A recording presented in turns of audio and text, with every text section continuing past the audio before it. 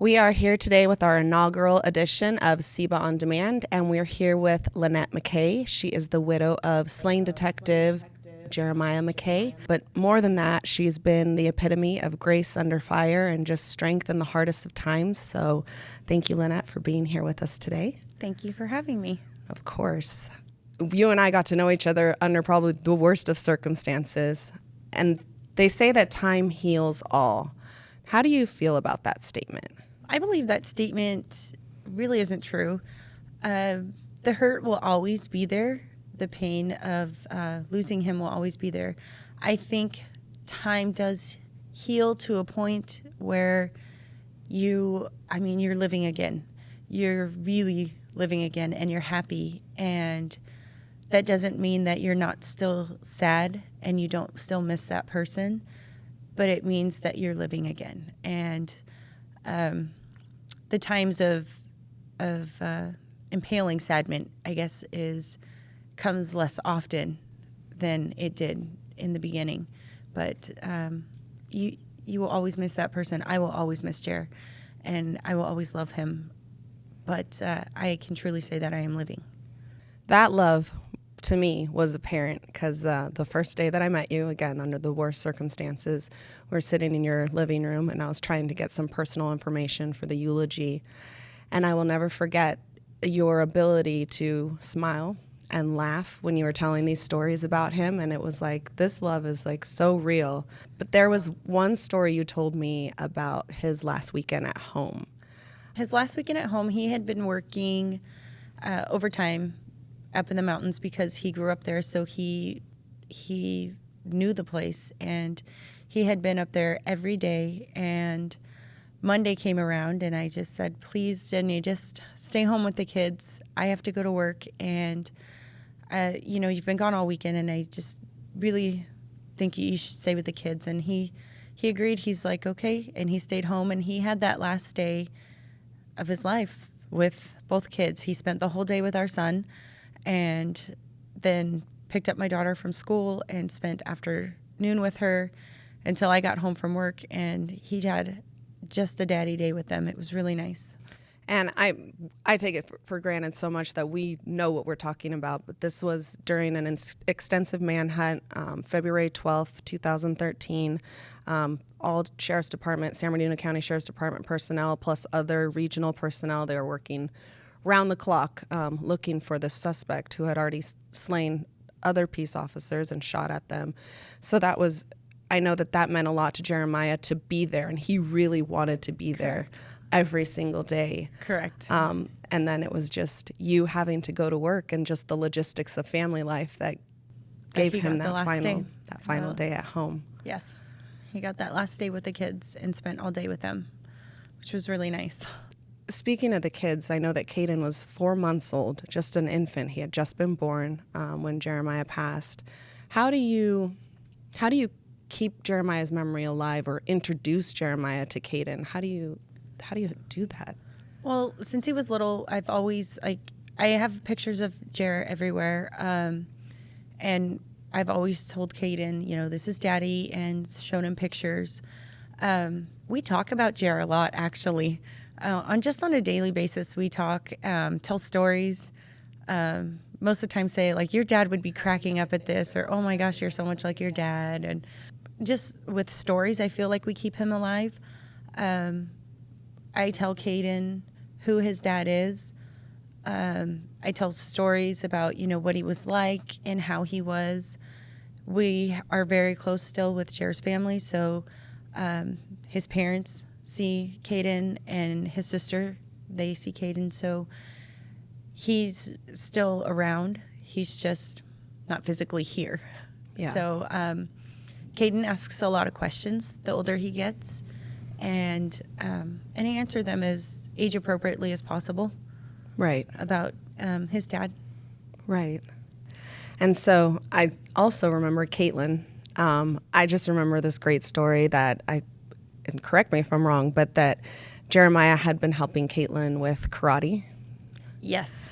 And that he was just so good with her. And I know that you met Jeremiah as a single mom, and how rare and critical it is to find somebody that loves your child as their own. Can you tell me a little bit about that bond that they shared? When I met Jerry, like you said, I was a single mom, and I let him know pretty much up front that my main role was being a mom at that point in time, and my child came first. And he was very accepting of that and understood. And when he finally did meet Caitlin, they just hit it off. They had this little bond, and he taught her how to ride a bike and how to tie her shoes and showed up to all of her stuff, and really was just a second dad to her. And their bond, I mean, they would just crack jokes, watch Star Wars together, all the stuff Mom didn't really want to do. They would, her fondest memory is smashing cans with him. They'd go outside and do yard work and smash cans while I was inside. So their bond was definitely special. That's awesome. And I know she was older. 6 is still really young, but how's it been for her? What kind of questions does she ask, and how's the process for her? It was very hard in the beginning because it was so broadcasted. There was a lot of limelight, and for a 6-year-old, that's a lot. So I think that was hard for her to understand why there were so many news cameras around and why there were so many people. And then as it went away, she still felt, I think, guarded. And it doesn't ask as many questions as her brother because she understands more. Right. And understood more at 6 years old. But I feel like it's still hard for her. There's times where she gets still really sad. She'll miss him a lot. She gets sad because her brother doesn't know him. Yeah. And she does. And so I think that hurts her heart some. How is her, as you're talking, I'm envisioning her, 'cause she's such, and again, we spent small amounts of time together, but truly your family just has this impact. Like, you guys have this strength that I think is phenomenal. And she's such a sweet child. She's so expressive. Are there instances where she's telling Caden about Jeremiah, or where she tells him things? Yes. She's kind of, she's a nurturer. So sometimes I have to tell her, you're not mommy, because she plays second mom, which is great. She loves her brother so much. And so she will tell him stories, or she will help him write letters to dad, and or say, hey, let's draw a picture and color it. And she's very encouraging for him.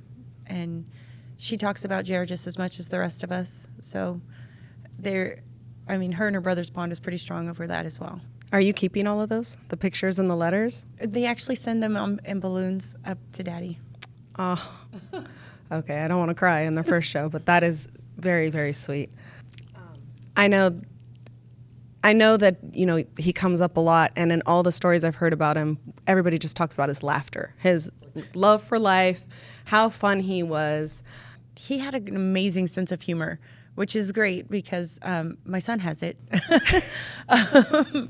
And I feel that all of us are really like a laughing family. It's just kind of, we crack jokes at each other. I think that we've kept that going since he's been gone. Yeah. The laughter and the cracking jokes. Yeah. I think, laughing is a way to cope with things. And sometimes Yes. people feel it's different. If you're grieving, you should be a certain way. But again, I remember sitting in your living room that day, and I know it was one of the hardest days. That they probably got a little harder as the time went on. And then, thank God, got a little easier now. It's what you're saying. At least living again. But yeah, your ability to just be able to laugh and remember and recall and still find joy in the memories is just something, I don't mean to sound like overly gushing, but truly for the Sheriff's Department family, we all saw you. We all saw how you handled everything. And I know I asked you this on the phone again, and people have asked you before, but how did you stay so strong in that time? Honestly, God. Even to this day, I have bad days where it's not easy, especially the older the kids get and they ask more questions. And Caden really realizes that he's really missing something because, there's things come up at school and there's a lot of dad stuff involved, and he doesn't have his dad. So I think, I still have my bad days, but I have a lot of faith, and I know that God has really brought us where we are now. I mean, it was a difficult time for just department members, and we are adults, and we know these things can happen and that kind of stuff. And to watch, you as a spouse and your kids as just more vulnerable, I think when you're sworn and you're on the department, you feel like, okay, this could happen. But I feel like the families, the spouses, the kids, they're the more vulnerable ones. What can you say to somebody who doesn't understand, or maybe they do understand, but maybe you could shed some more light on what it's like to truly be a law enforcement family? I think with a law enforcement family, and I think it's this way with a lot of first responder families, that you have to be understanding when you go into the relationship, understand that holidays and birthdays and all of that stuff, it's just not the norm. And you celebrate things on different times, and sometimes mom or dad can't make it to an event because of work or whatnot. I feel like there has to be a good understanding and a true understanding, not just saying, oh, I understand. And a lot of communication, I feel like, that if you communicate with your spouse, that you come up with your own way of doing things, like your own plan, what works for your family. I feel like most families understand the dangers, and even me, I always say I knew what I signed up for, but you never think about it because you just don't. It's the unsaid thoughts. Right. Well, I mean, if you did, it would be like a paralyzing thought. So I think you Absolutely. just kind of push So through you the just- days, and I guess knowing it could, but always, of course, hoping for the best, preparing for the Correct. worst. But I mean, life is short. You never know when your time is going to be, and it could be any career. So to have that on the forefront and always thinking about it, I think is just not healthy way to think about. So, just say prayers every day and love your family. Tell them I love you every day. Yeah, it's very important. Speaking of everyday, daily things, what are some of the things from day to day that you think that Jeremiah looks down on and is the most proud of? I think he's probably the most proud of my daughter, Caitlin, for her academics and just her wonderful spirit. Like, she's just a really kind, sweet little girl. And she really does step up as a big sister. And I think he would be very proud of Caden, because Caden is also a nurturer, but he likes to take care of me and his sister. Like, he does not want us ever sad. He just tries to take care of us, which is funny because he's the littlest. Yeah, but he's a boy, and He's he's a boy. his dad's son, right? So Yes. that whole protector, that wanting to Yes. serve, and yeah, and he looks so much like him. Yes, Do he you does. just look at him and trip out, or? Yeah, sometimes. Honestly, his personality is like his dad, so I laugh about that a lot. What are things on a day-to-day that you think Jared would look down and maybe like chuckle or roll his eyes? Lovingly, of course, but... He would laugh at Caden because Caden is funny. The things he says is just so not like a normal 6-year-old. He just says some really funny things. He dances around the house like Jared would. He's just funny. So I think he would look down at him. And a lot of times I actually look up and I always say, well played, sir. This is your son. And I just picture him laughing like I am laughing at him. So I think he would laugh the most at Caden. So I know this is kind of a weird transition or to switch gears, but, we're talking about all these personal things. And I know that after Jeremiah passed, there was so many stories and the media finally caught on and they talked about the positive things and all those things. But sometimes in law enforcement, or even the people that are closest to law enforcement, we feel that there aren't positive stories until a tragedy happens, that there isn't really that broad spectrum of who first responders are, who our police officers are. There's only like these very narrow narratives that at least recently, maybe in the past 5 years, have been portrayed. Do you agree with that sentiment, or how do you feel about how law enforcement's being portrayed recently? Oh, I think it's awful. I feel that a lot of, well, first off, my personal opinion, I don't care for the media. I feel that they genuinely do not care about the people that they are talking to. They're there for a story, and then they put the story however will get the most attention, I guess. I feel that the negative reaction towards law enforcement is ridiculous right now. It's these men and women go out every single day and they protect us. They do things that none of us could even dream about doing or dream about seeing. So many of us have the nice life that we do have because they're out there protecting us and doing their job every day. And there's so many things we don't even know happens in our cities. And those law enforcement officers are dealing with it daily.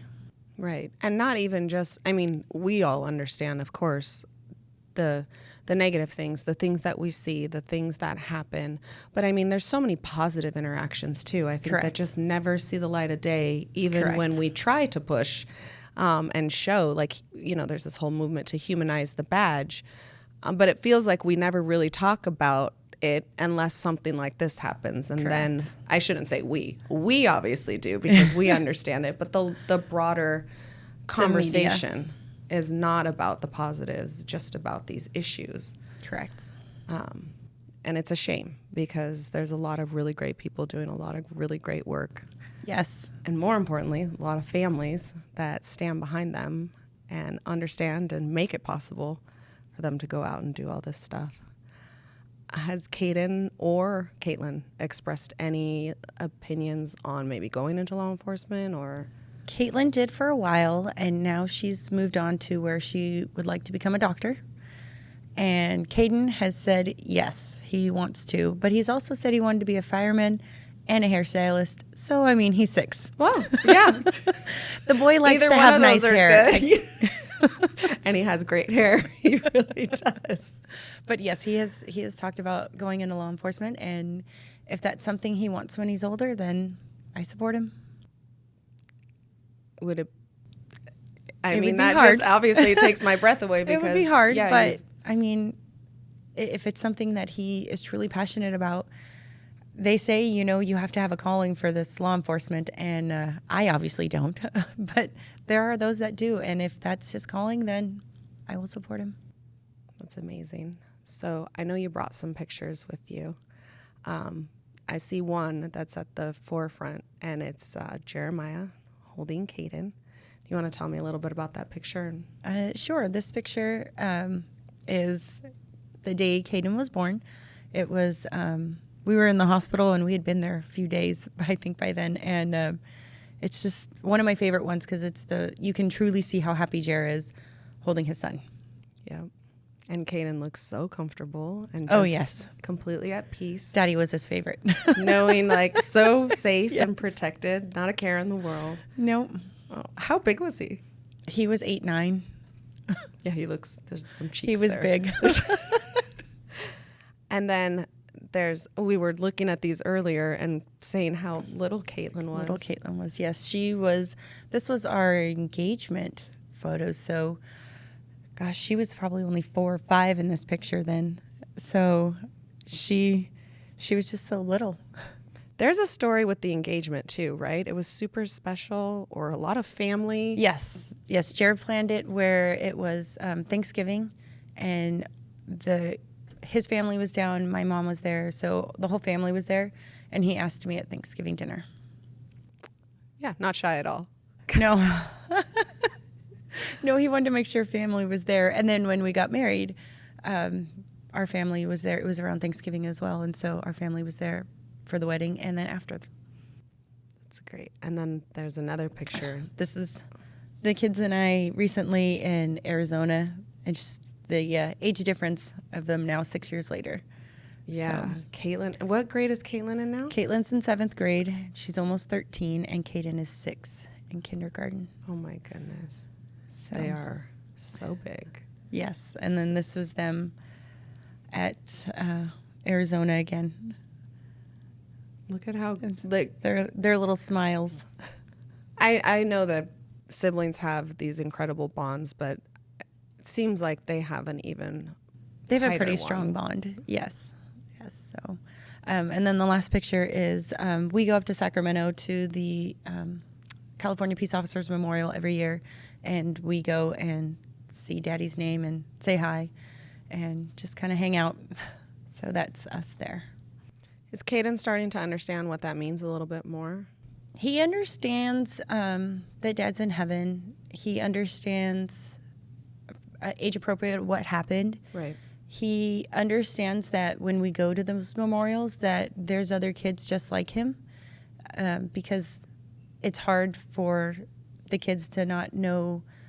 They feel different, and then there's so many kids that are like them that they don't know about. So when he goes to those memorials, he's like, oh, these kids are just like me. And it's amazing to see that, to know that he feels like, okay, there's someone like me. It's not just me.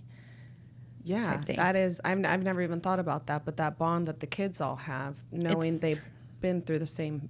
Yes. Yes. We, there's a program called COPS. It's Concerns of Police Survivors. And there's a camp every year. It's for kids ages 6 to 14, and then it goes on later on in life. They actually have multiple programs available. And my daughter and I have been going to that camp every year for the last 6 years. And this year, Caden gets to go because he's 6. And he is just over the moon excited because he's going to be in a room full of 12 little boys that are just like him, that have lost their mom or dad in the line of duty.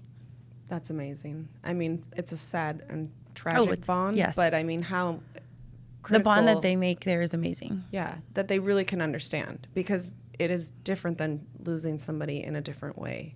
Yes, Because of and the- it's different ages. You know, we understand things differently than a child would, and us trying to understand and talk to the child how about their feelings or whatnot. The other 6-year-old's going to understand how they feel better than a parent. Right. And they can share those things in their own special way. Yes. That's amazing. I don't have any other questions for you, but is there like a lasting thought or a last thought that you want to leave us with? Or I guess I want to thank you guys as the department, or representatives of the department as well, that you guys have also kept Jared's memory alive. Just bringing his name up and the memorials, and all the support that you've given my family has been amazing. The kids love seeing, the honor guard guys. Caden loves it. He calls them the big boys. And they play with him when we're in Sacramento. And I feel like that has really helped my kids grow, because they know that we are still part of the family and that the department's there for them. And so that would be my thank you for keeping his memory alive as well. I mean, it's absolutely our honor, and it's what we do. We're family.